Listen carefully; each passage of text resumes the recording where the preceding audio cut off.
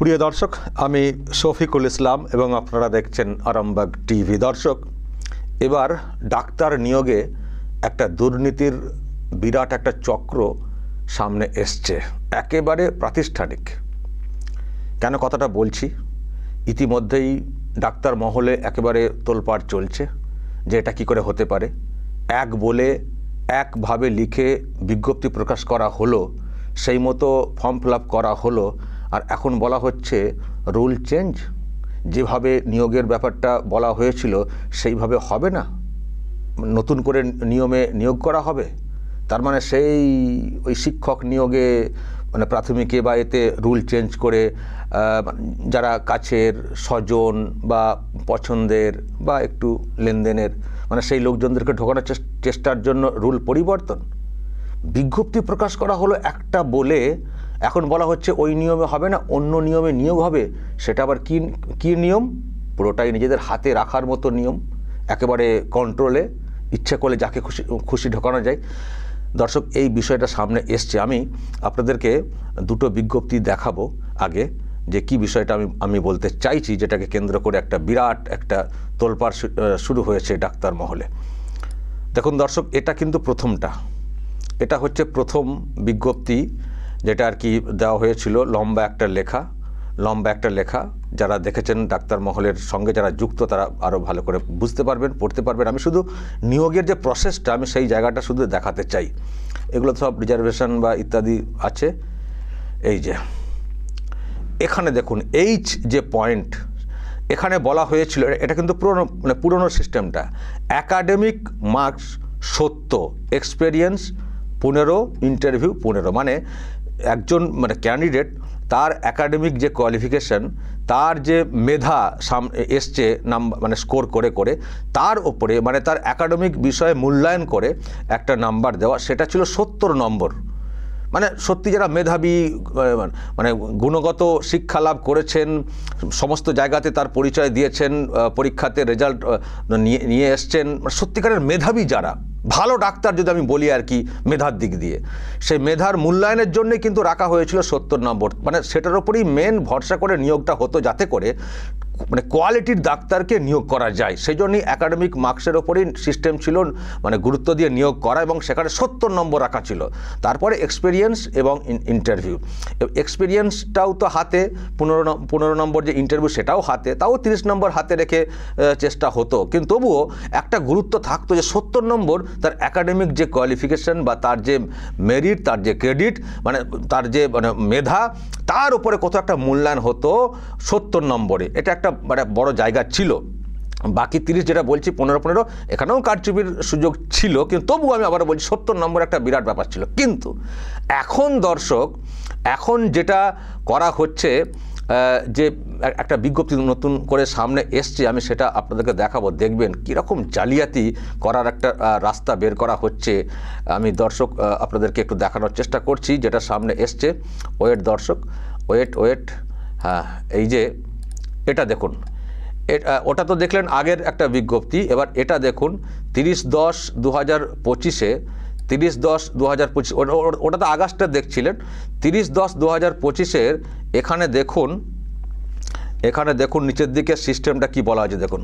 এই যে academic marks 0 করে দেওয়া হচ্ছে, কোনো নাম্বারই তাতে রাখা হচ্ছে না, কোনো তার মূল্যায়নের কোনো তার ক্রেডিট তাকে দেওয়া হচ্ছে না নাম্বারে। মানে তিনি যে এত ভালো পড়াশোনা করেছেন, পরীক্ষা দিয়েছেন, রেজাল্ট করেছেন, স্কোর করেছেন, তার কোনো মূল্যায়ন নেই, তার কোনো মূল্য নেই।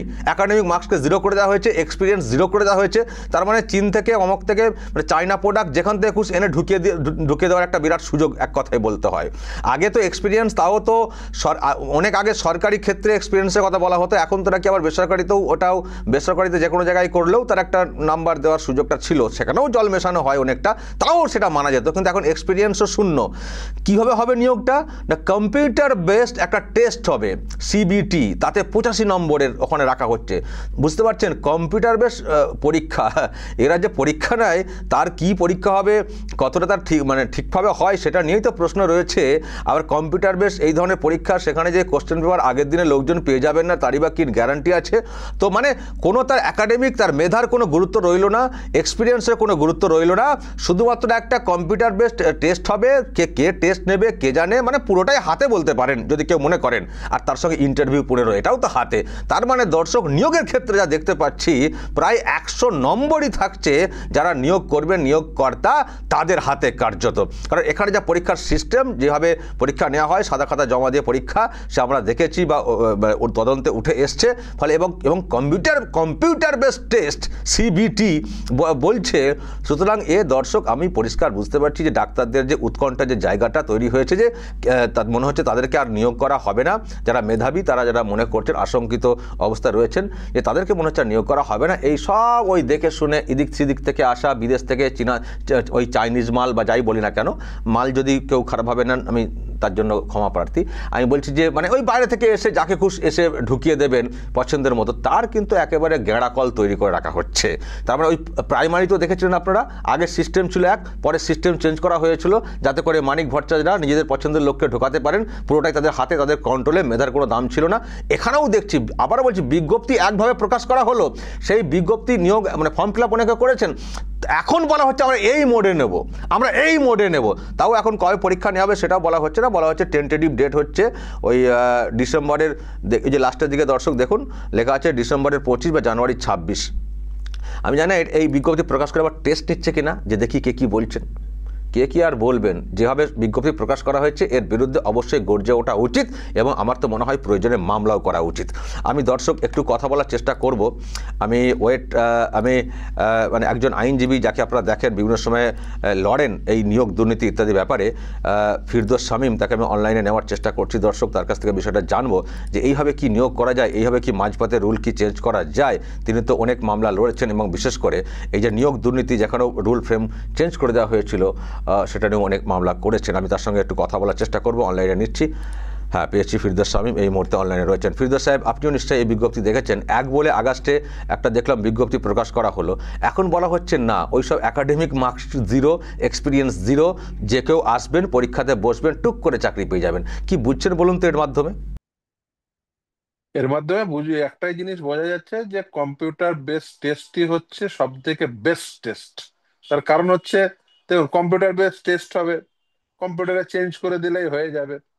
আগে থেকে ওই যে আপনি যে কথা বললেন, আগে থেকে দিয়ে দিলে হয়ে যাবে। দেখুন, একজন ব্যক্তির তার একাডেমিক পারফরমেন্স মানে কি, সে কেমন পারফর্ম করেছে সেই কোর্সে, এমবিবিএস কোর্সে, সেই এমবিবিএস কোর্সে তার পারফরমেন্সের উপর ভিত্তি করে 70% নাম্বার, 70% নাম্বার বরাদ্দ ছিল। অর্থাৎ সেই ব্যক্তি কত ভালো ডাক্তার ছিলেন সেটা অ্যাসেস করে তাকে বিভিন্ন হাসপাতালে, সে পিএসসি হতে পারে, বিপিএইচসি হতে পারে, আরএইচ হতে পারে, আরএইচ মানে রুরাল হাসপাতাল, এই যে গ্রামের স্বাস্থ্য ব্যবস্থা মূলত টিকে থাকে এই জিডিএমওদের ওপরে। অর্থাৎ একেবারে একেবারে নিচু স্তরের যে মানে চিকিৎসক, জেনারেল ডিউটি মেডিকেল অফিসার, মানে পুরো গ্রামীণ স্বাস্থ্য ব্যবস্থাটা সম্পূর্ণভাবে জিডিএমওদের উপরে টিকে থাকে।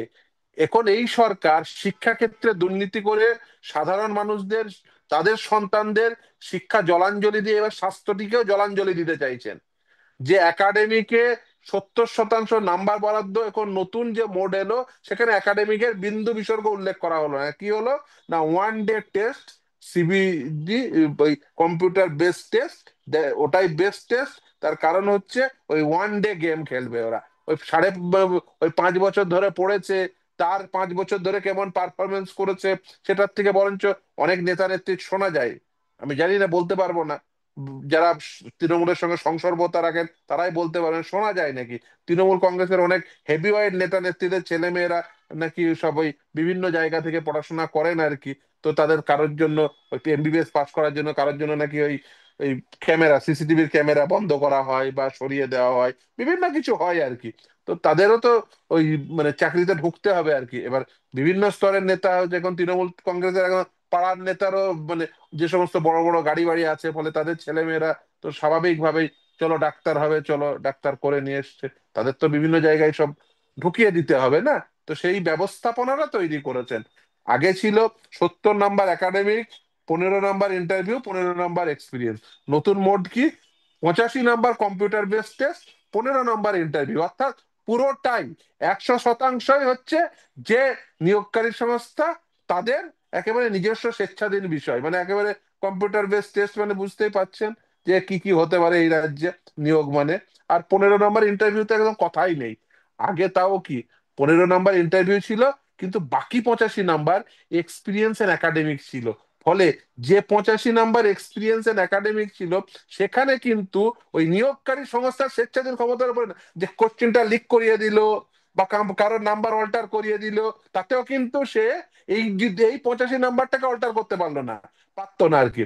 এবার কি দেখলো, যারে এই 85 নাম্বারটাকেই আগে অল্টার কর। এই 85 নাম্বারে যেখানে একাডেমিক এবং এক্সপিরিয়েন্সের 70 + 15 85 নাম্বার, ওখানে একজন ব্যক্তির তার ডেফিনিট যে যাত্রা ওই এমবিবিএস কোর্সে, সেটাকে তার পরিবর্তে একেবারে কম্পিউটার টেস্ট নিয়ে হয় প্রশ্ন দিয়ে, প্রশ্ন বিক্রি করে বা অল্টার করে কোনোভাবে ওই কম্পিউটার বেস টেস্টের মাধ্যম দিয়ে এই রাজ্যে কেমন নিয়োগ হয় সে তো সকলেই জানেন। ফলে গ্রামীণ শিক্ষা ব্যবস্থাটা ভেঙে গেছে। গ্রামে মফস্বলে এখন এই সরকারি শিক্ষা ব্যবস্থায়, সরকারি স্কুলগুলোতে কারা নিয়োগ হয়েছে এই মমতা বন্দ্যোপাধ্যায়ের আমলে? মেধাহীন, আদর্শহীন শিক্ষকেরা। আর ভবিষ্যতে ওই যেভাবে শিক্ষা ব্যবস্থাকে ভেঙেছে, স্বাস্থ্য ব্যবস্থাকে অনেকটা ভেঙে ফেলেছে, ভবিষ্যতে যেটুকু অস্তিত্ব আছে, কঙ্কালসার অস্তিত্ব, সেটুকুও রাখবে না এরা। এরা সমস্তটাই ভেঙে দেবে। একদিকে শিক্ষা ব্যবস্থাটাকে ভেঙেছে, অপরদিকে স্বাস্থ্য ব্যবস্থাটাকেও ভেঙে চূর্ণ বিচূর্ণ করার জন্য এই পদক্ষেপ গ্রহণ করেছে। আরেকটা কথা বলি আইনগতভাবে, দেখুন, আগস্ট মাসে বিজ্ঞপ্তি হয়েছে, rule of the game you can't change in the midway of the game. একেবারে সেটেল প্রপোজিশন অফ ল, বিশেষ করে এই সার্ভিস ল। আপনি এই রুল অফ দ্য গেম 30শে আগস্ট একরকম বিজ্ঞপ্তি, আর পরবর্তীতে অক্টোবর মাসে আরেক ধরনের সেই মানে নাম্বারের ডিভিশন, সেটা কখনোই কাঙ্ক্ষিত নয়। 7ই আগস্ট 2025-এ যে অ্যাডভার্টাইজমেন্ট দিয়েছে, সেখানে নাম্বার বিভাজন, আর পরবর্তীতে নাম্বার বিভাজন 2 মাস পরে সম্পূর্ণ পরিবর্তন হয়ে যাবে? এটা হতে পারে? আপনি কখনো আপনি হতে শামীম পারে না। সাহেব এটা নিয়ে কি মামলা হবে? মানে আমি জানি না আপনার। নিশ্চিতভাবে দেখুন, দেখুন যারা নিশ্চিতভাবেই যারা এফেক্টেড হচ্ছেন, যারা ভালো ওয়েল পারফর্ম করা, যাদের যাদের একাডেমিক কোয়ালিফিকেশন বেটার, যাদের এক্সপিরিয়েন্স রয়েছে, তারা নিশ্চিতভাবেই আমাকে একজন ফোন করেছিলেন। তারা বলেছেন যে এইভাবে ভাবতে পারেন না হেলথ রিক্রুটমেন্ট বোর্ডের ভূমিকা। এটা হতে পারে যে একাডেমিক এবং এক্সপিরিয়েন্সের 85 নাম্বার, সেই 85 নাম্বার বদলে গিয়ে কম্পিউটার বেসড টেস্ট হয়ে যাবে, যেখানে অ্যাডভার্টাইজমেন্টে এই কথা বলা আছে, সাবসিকুয়েন্টলি আপনি এই কথা বলছেন।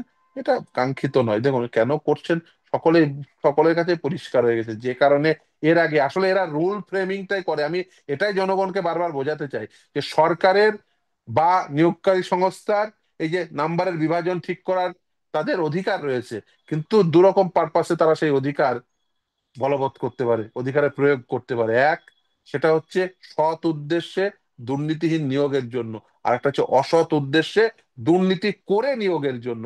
এই ক্ষেত্রে পরিষ্কার হয়ে যাচ্ছে যে অসৎ উদ্দেশ্যে দুর্নীতির পথ যাতে প্রশস্ত হয়, সেই উদ্দেশ্যে এই কম্পিউটার বেসড টেস্টের অবতারণা একাডেমিক এবং এক্সপিরিয়েন্সের স্থলে। ওকে, তার মানে আপনার সঙ্গে কানেকশন হচ্ছে, মানে যোগাযোগ হচ্ছে, হয়তো পরিস্থিতি আদালত পর্যন্ত গড়াবে, সেটা আমরা পরে হয়তো জানতে পারবো। সত্যি আমরা খুব অবাক হচ্ছি যে শিক্ষাটা তো এইভাবে ভেঙে দেওয়া হয়েছে, আবার যদি স্বাস্থ্যেতেও মানে এই ধরনের লোকজনদেরকে ঢোকানো হয়, স্বাস্থ্য একটা বড় সম্পদের জায়গা, তাহলে কি হবে আমাদের সমাজের। অসংখ্য ধন্যবাদ সরাসরি থাকার জন্য ফিরদৌস শামীম। পরবর্তী সময়ে আমরা আবারও আপডেট নেব। ভালো থাকবেন। ধন্যবাদ। দর্শক শুনলেন ফিরদৌস শামীম, কলকাতা হাইকোর্টের আইনজীবী। উনি বললেন ওনাকেও যোগাযোগ করা হয়েছে, দেখা যাক এটা মামলা পর্যায়ে যায় কিনা এবং সেখান থেকে কি উঠে আসে। তবে সত্যি খুব চিন্তার ব্যাপার যে যদি এরকম মানে ডাক্তার তো অনেকই হন, তার মধ্যে তো মেধা মানে ভালো মন্দ তো আমরা আছে না, দেখেছেন তো আপনারা, তো সেখানে যদি এই সিস্টেমটাও এইরকমভাবে করা হয়, তাহলে আর কি থাকলো? কাদের ভরসায় এবার সরকারি হাসপাতালে মানুষ যাবেন? তাই না? ভাবতে হবে যে এইভাবে হঠাৎ করে নিয়োগের রুল চেঞ্জ করে দিয়ে এমন একটা করা হচ্ছে যে কেউ যাকে খুশি ঢুকিয়ে দেওয়ার একটা সুযোগ। এটা কি করে হতে পারে? দর্শক বলবেন আপনারা, রুল যে চেঞ্জ করা হচ্ছে এতে কি সুবিধা বা কি অসুবিধা, কেন করা হচ্ছে? অবশ্যই আপনাদের মতামত থাকতে পারে, যা বলার বলবেন কমেন্ট বক্সে। নজর রাখবেন আরামবাগ টিভিতে।